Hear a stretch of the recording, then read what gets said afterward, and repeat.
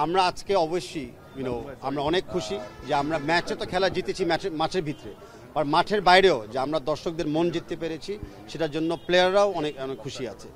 একই সাথে আমাদের বছরটা ভালোভাবে শেষ হয়েছে।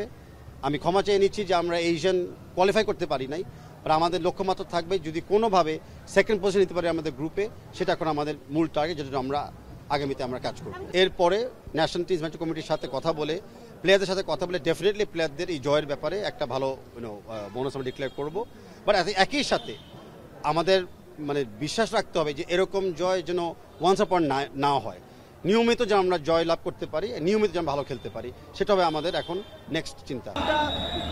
দায়িত্ব থেকে পাওয়ার ফলে আমি নিজেও গর্বিত বোধ করছি এবং আজকে বাংলাদেশের মানুষকে এই দিনটা দেখার সুযোগ করে দেওয়ার জন্য এবং অসাধারণ খেলা উপহার দেওয়ার জন্য বাংলাদেশ ফুটবল দলকে যুব ক্রীড়া মন্ত্রণালয়ের পক্ষ থেকে 2 কোটি টাকার আমরা পুরস্কার ঘোষণা করেছি এবং আজকের পরে হয়তো আমি বলতে পারবো যে অ্যাজ এ স্পোর্টস মিনিস্টার একটা জায়গায় হলেও আমি সফল।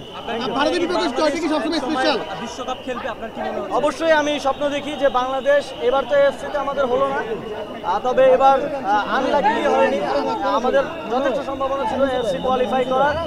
অতি দ্রুতই আমরা এফসিও কোয়ালিফাই করবো এবং অদূর ভবিষ্যতে আমরা বাংলাদেশ বিশ্বকাপের মঞ্চেও বাংলাদেশকে আমরা দেখব। এখন যেহেতু সুযোগ বেশি, এখন 48টা দল খেলবে সেগমেন্ট ওয়াইজ সিলেকশন হয়, ইনশাল্লাহ আমরা অদূর ভবিষ্যতে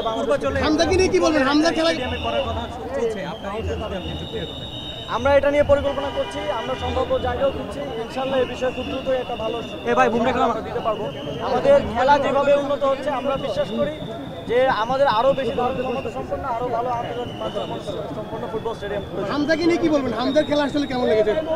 আজকে খেলা যদি বলি, আজকে the whole team was playing. আমাদের লাস্ট কিছু ম্যাচে মনে হচ্ছিল যে হামজাই হয়তো খেলছে, বিশ্লেষকরা কথা বলছিল, বাট আজকে পুরো টিমের মধ্যে আমরা হামজাকে দেখতে পেয়েছি এবং পুরো টিম স্পিরিট ছিল বলে আজকে আমরা জিততে পেরেছি।